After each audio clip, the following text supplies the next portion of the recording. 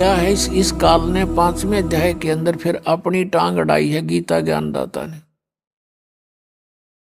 उसमें इसने बताया है कि ऐसा आसन हो, ना घना ऊंचा हो ना नीचा हो, एकांत स्थान हो, नाक के आगे ध्यान लगावे और ऐसे भक्ति करे। ये वेद ज्ञान नहीं है, ये इसका अपना मत है। गीता जी के अंदर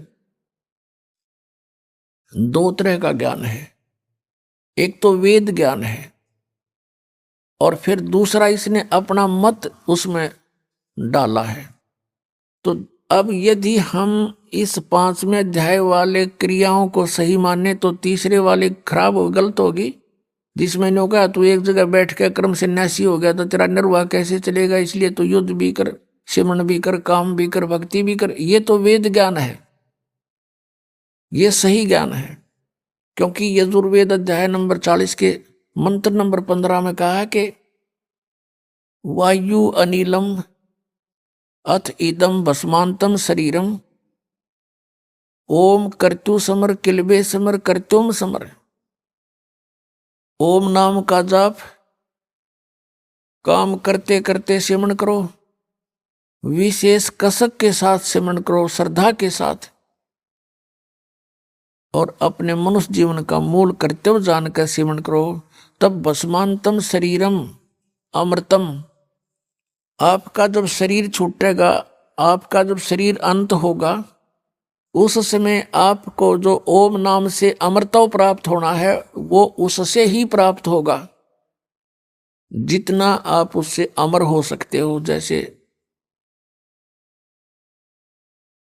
ओम नाम के जाप का साधक ब्रह्मलोक में जाता है क्योंकि ये ब्रह्म की साधना है, और ब्रह्मलोक में जाने के बाद भी फिर ये वापस आता है।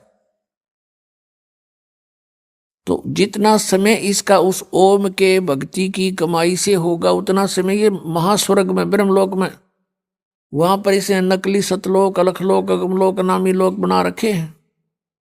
तो वहां ये प्राणी अपना इतने समय तक ये जन्म मृत्यु से बच जाता है, लेकिन फिर भी जन्म मृत्यु होती है। कहने का भाव ये है कि श्रीमद् भगवत गीता अध्याय नंबर 8 के श्लोक नंबर 13 में ये गीता ज्ञानदाता वेद ज्ञान बता रहा है कि ओम इति एकाक्षरम ब्रह्म विहारन माम अनुस्मरण ये परियाति तदन देहम सयाति परमाम गतिम। मुझ ब्रह्म का एक ओम मंत्र है, एक ओम अक्षर है, बस नथिंग एल्स। इसका उच्चारण करता हुआ जो शरीर छोड़कर जाता है वो मेरे वाली इस ओम से मिलने वाली परम गति को प्राप्त होता है।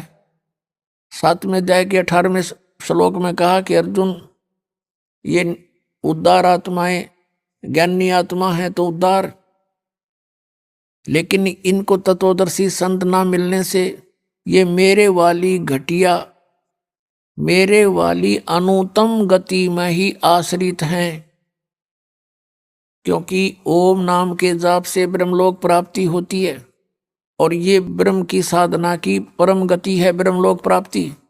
और वहां गए प्राणी भी फिर जन्म मृत्यु में आते हैं। गीता ज्ञानदाता 4थे अध्याय के 5वें श्लोक में और 9वें श्लोक में, दूसरे अध्याय के 12वें श्लोक में, 10वें अध्याय के दूसरे श्लोक में गीता के अंदर गीता ज्ञानदाता कहता, अर्जुन तेरे और मेरे बहुत जन्म हो चुके, तू नहीं जानता, मैं जानता हूं।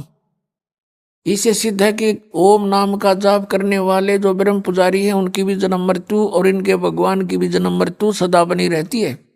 तो जब तक जन्म मृत्यु है जीव सुखी नहीं हो सकता।